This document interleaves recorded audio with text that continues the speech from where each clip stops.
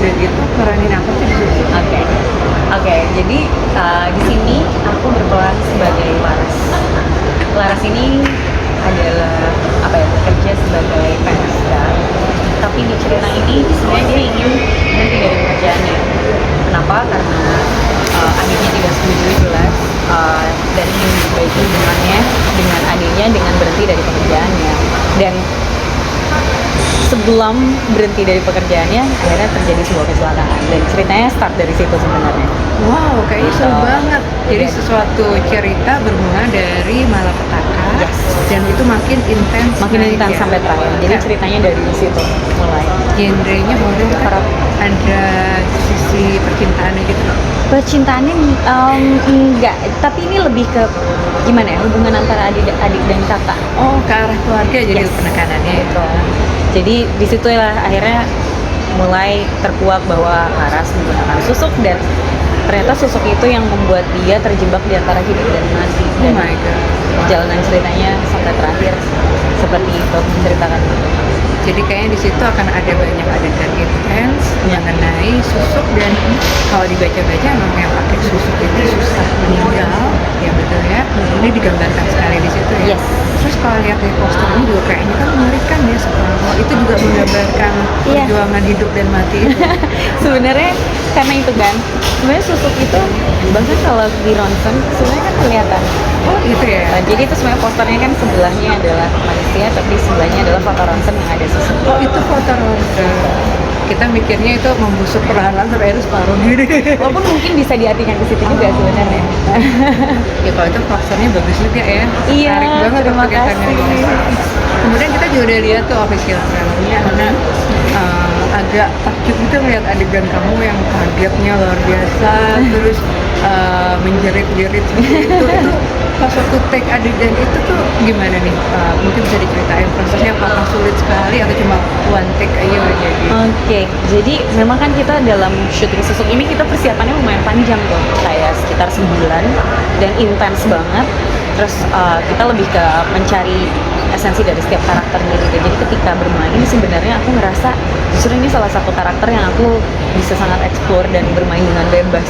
Karena aku merasa tidak ada batasan-batasannya kan. Karena sebagai entitas kita bisa ngapain aja. Oh, Gitu. Dan pastinya masih dalam jalur ceritanya. Jadi aku dan beberapa pemain lain itu kayak banyak memberikan penawaran yang malah kayak diterima banget sama saudaraku gitu. Jadi kayak di sana aku ngerasa benar-benar seperti bermain aja, bermain bebas, dan menyenangkan sekali proses syutingnya. Jadi capek sih, tapi kayak ada rasa kepuasan sendiri, seneng gitu main. Nah ini kan termasuk genre yang belum pernah tersentuh sama Hana ya? Yes, betul. Sebelumnya kan drama, terus kemarin sempet yang di film terakhir jadi polisi ya. Iya, beberapa betul. kali itu cocok banget ya.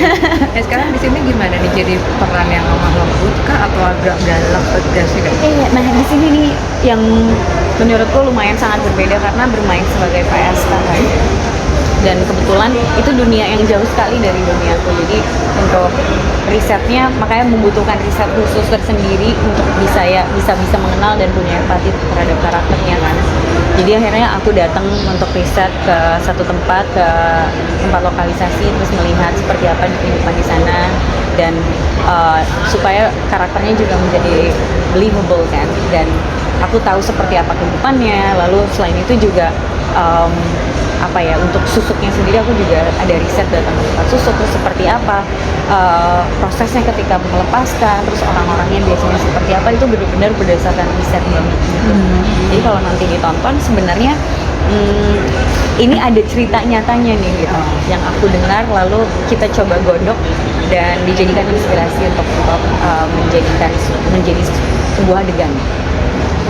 Jadi ada sisi lemah lembutnya sebagai PSK, tapi mungkin juga ada sisi tegasnya. Sebenarnya justru dia di sini aku merasanya karakter dia itu kuat dan sangat bertanggung jawab, dan dia kayak rela mengorbankan dirinya karena sebenarnya dia menjadi PSK itu bukan keinginan sendiri, tapi memang ada suatu kebutuhan yang harus dia penuhi. Keluarga tadi itu ya. Untuk adiknya, karena kita cuma berdua saja sekarang, tinggal berdua, dan dia mau adiknya itu ya di situ kasih sayangnya terlihat besar sekali karena dia sebenarnya mau adiknya hidup punya kehidupan yang lebih layak, karena dia yang dia tahu dia tidak punya kemampuan apa-apa dan satu-satunya yang bisa menghidupi dengan cara seperti itu. Dan adiknya memang lebih sukses lah ibaratnya. Sebenarnya masih sekolah, makanya aku pengen kayak di sini adikku sekolah dengan benar, punya kehidupan yang lebih layak gitu. Jadi makanya bekerja seperti itu. Wah gila tuh, serem banget mengenai keluarga dan pengorbanan seorang kakak. Ya. Nah ini ngomong-ngomong, berperan sebagai PSK itu kan harus menjiwai. Kira-kira lepas dari peran ini setelah selesai itu berapa bulan?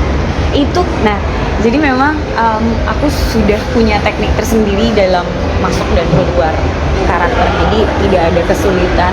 Ya paling ada sedikit residunya, kayak mungkin karena aku juga ngerasa dengan karakterku ini lumayan attach gitu, jadi lumayan nempel. Tapi ketika selesai udah diselesaikan di saat itu juga, dan dibantu juga dengan acting coachku, jadi kita punya kayak ritual tersendiri gitu lah untuk melepaskan. Ini nggak terlalu lama. Jadi kayak hipnotis gitu.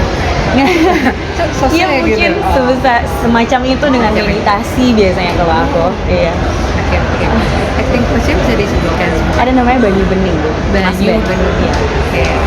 Terus kemudian bisa diceritakan proses waktu akhirnya keterima jadi karakter ini tuh gimana gitu? Ditelepon kah atau Oke. gimana gitu? Jadi waktu itu sebelum gabung sama project ini, memang kebetulan sutradara dan produsernya datang ngajak meeting, ketemu, dan langsung diceritain seperti apa ceritanya, dan mereka kayak ngajak aku, mudah-mudahan Anda bisa join di project ini. Jadi akhirnya lebih kayak memang dari awal langsung ditawarkan ceritanya, dan aku dari awal udah langsung jatuh cinta juga dengan ceritanya. Walaupun genrenya horor? Iya.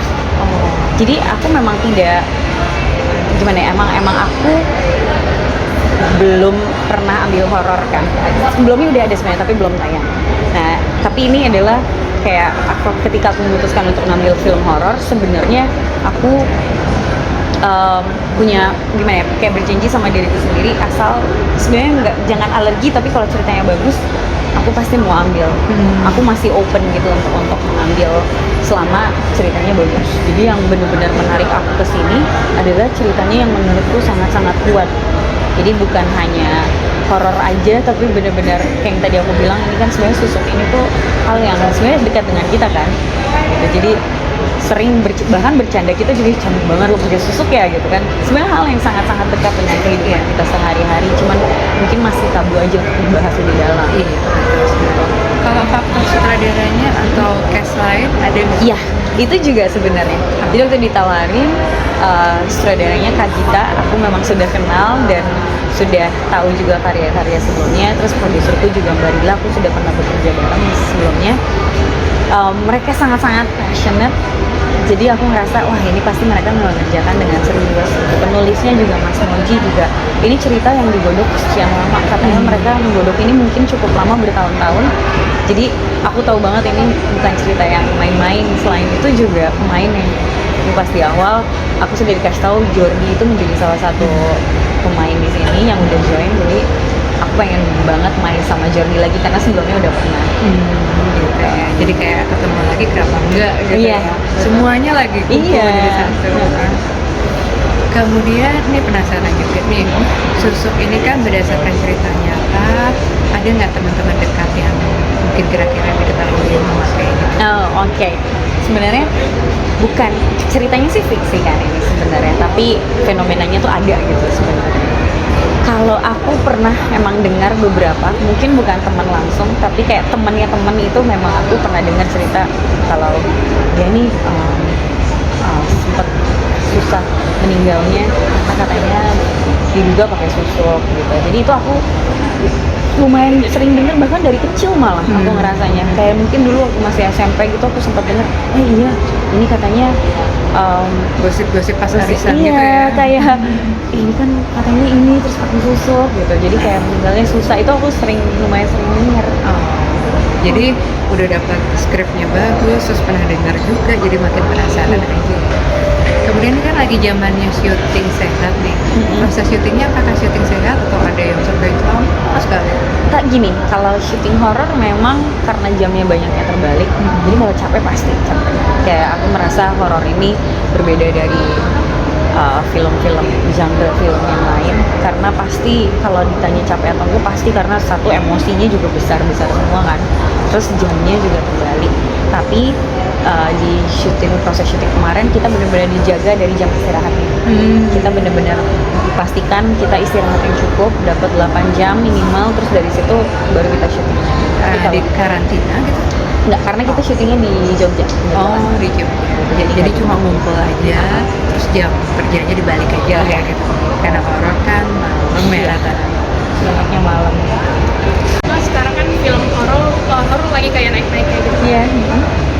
Apa sih yang ngebuat Kahana nih bikin mungkin buat Susuk itu beda dari film-film horor? Film-film horor lainnya. Iya, kayak yang tadi aku sempat sebut juga sebelumnya. Ini isunya itu beneran nyata kan sebenarnya. Ini dan dekat juga dengan kita. Jadi ini akan sangat menarik juga untuk ditonton karena pasti banyak beberapa orang. Aku nanya ke teman-temanku, bahkan kayak yang dokter gitu, oh iya susuk tuh beneran ada karena di ronsen. Oh, ngeliat gitu? Iya, gue lihat sih gitu, gue ngeliat beneran ada tuh susuk. Terus ada juga aku dengar, iya waktu itu tetangga gue susah meninggal gara-gara katanya pakai susuk. Jadi mungkin itu, tapi kan belum pernah ada yang mengangkat sebenarnya dijadikan sebuah film. Nah ini tuh kita berani mengangkat itu ceritanya dan mudah-mudahan bisa relate, jadi merasa dekat. Kalau aku ngerasanya ini cerita yang dekat dengan kita juga sebenarnya, ada di sekitaran kita.